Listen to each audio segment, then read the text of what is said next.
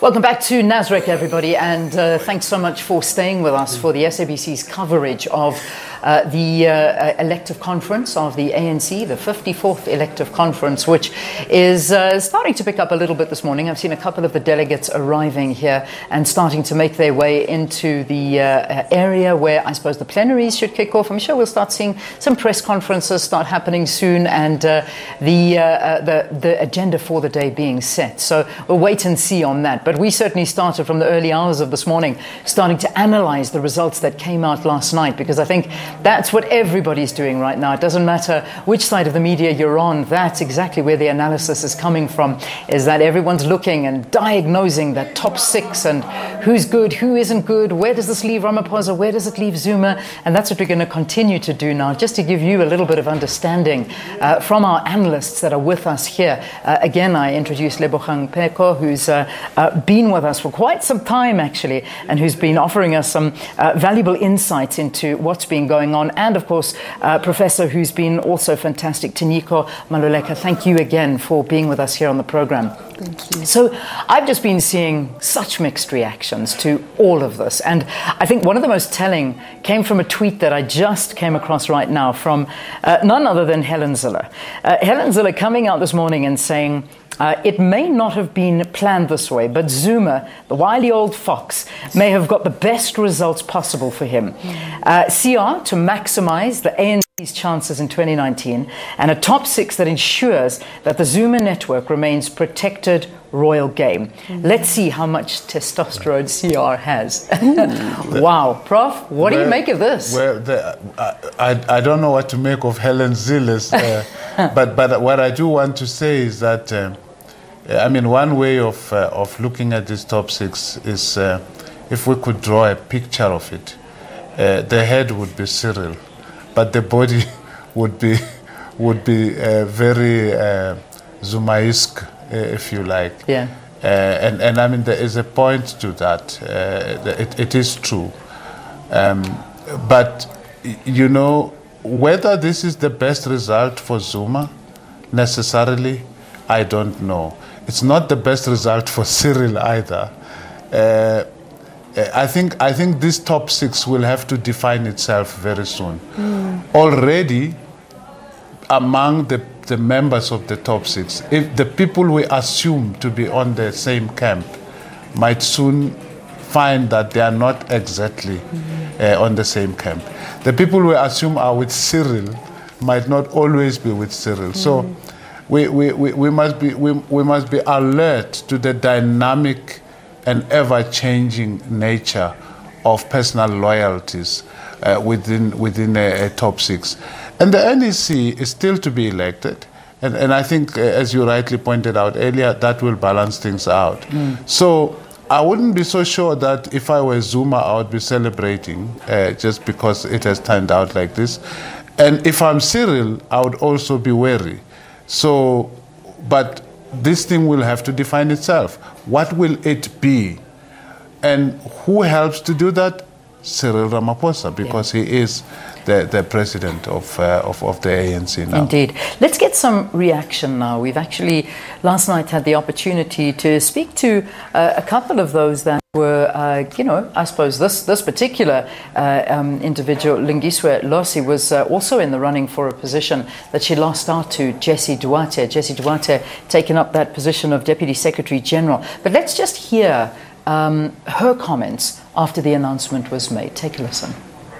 We have noticed that, and I think it is a sad reflection from where we were to what we are now in relation to the top six, because we have always argued that what will be in the best interest of the African National Congress regarding also its own policy in relation to a 50-50, it will be that delegates would be conscious of that gender policy that they would have adopted of having a 50-50. But in the current situation, the reality is we have only one woman who has then emerged in the top six of the ANC. And I think that it will then mean the branches of the ANC must have a deep reflection on the outcome, because it is the branches that would have then made that decision.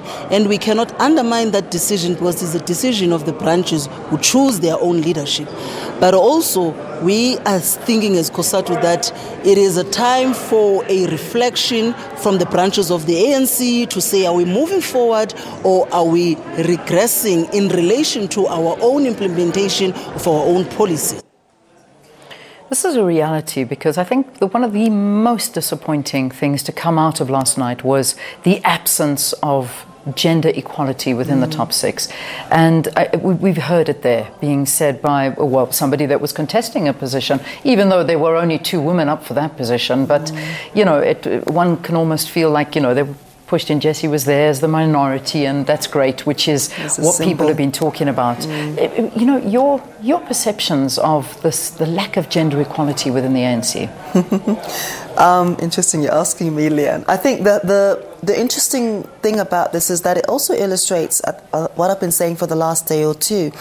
It's one thing, there's a dissonance between the symbolism of having women in office and having substantive qualitative engagement and their ability to actually shift the policy, the culture, the ambience of political discoursing. That's the one dimension of that. So I think having women talking bodies is one thing, but I think we need to be very cognizant that symbolism should not be substituted for substance. Secondly, I think Lungiswa makes an excellent point, is that this has to be an organic organizational transformation. You cannot expect a culture to be parachuted in by a couple of personalities at the top. If at the grassroots, at the branch level, at the institutional and organizational level, there isn't an intentional, a consistent attempt to understand that, you know, to have a kind of a gendered dialogue, a gendered culture, a feminist culture, a culture that understands the dynamics between women and men constantly, we're not going to get the results that are needed in terms of a transformative organization. You can't have a situation where lewd jokes, for example, within an organization. And for many of us who've been in party political spaces, whether on the periphery or whether within, you know, these can be very difficult, masculine patriarchal spaces, lewd jokes, you know, a salacious environment, you know, the women there. It doesn't matter that everybody's a comrade. When it's time to make tea, can you fetch the tea? Can you take the minute? Those cultures have to be changed. A culture where there's still an organization where there's still impunity for sexual violence. Horrible not even allegations. Some of these things we see on video playing themselves out. Assault, gender, you know, assault on women, violence against women by deputy ministers, by people in power. What kind of message is this sending out? Having women is important. Having women in leadership and mentoring and intentionally, substantively having succession planning is very important. However, that must run in tandem with an introspective, zero tolerance to a violent, masculine, patriarchal culture within. And that includes also the ideas. When last did we hear a women's budget? I mean, I'd like to see the Women's League or any other formation. And I think that this should be mainstream throughout all political movements. What does the health policy say on women? What are the impacts of the economy on women, etc., etc.? It cannot only be about a few talking heads. Yeah, I don't want to be just focusing on women and getting women's opinion. Let's get a man's opinion on all of this. You see, I think what has happened here is that the electorate, the delegates, have been sold a myth, and that myth is unity above everything else. And they think voting like this will create unity. But underlying that myth is a patriarchal system, which they have also bought into, because not only because they want to project it on top, but because it is real in their branches. They live it, they feel it, and so they reproduce it. So there is no real contradiction, if you like, between the outcome and the lived realities of the women and the men inside of the branches. So they've bought into this because it is real. They've bought into the myth of unity. They've bought into the the supremacy, male supremacy in the party. And you need an electorate that will find a counter narrative to the one that is sold to them, will be able to question the narrative that is sold to them. So they were told, you need an Ace Magashule there, you need a Didi Mabuza there, otherwise we are in trouble. And you need all these big, important men in there, otherwise you are in trouble. And I think that, you know, we need to move to a place where your branch delegates will be able to interrogate these narratives that are being sold to them, and question them at the lowest level, at the branch level, so that the outcome may be different. Let's take a quick break here on the program, and when we return, let's also analyze KwaZulu-Natal. Not a single representative from KwaZulu-Natal is present in the top 6 of the ANC. That is possibly one of the biggest blows to a province that is struggling at the moment. Do stay tuned.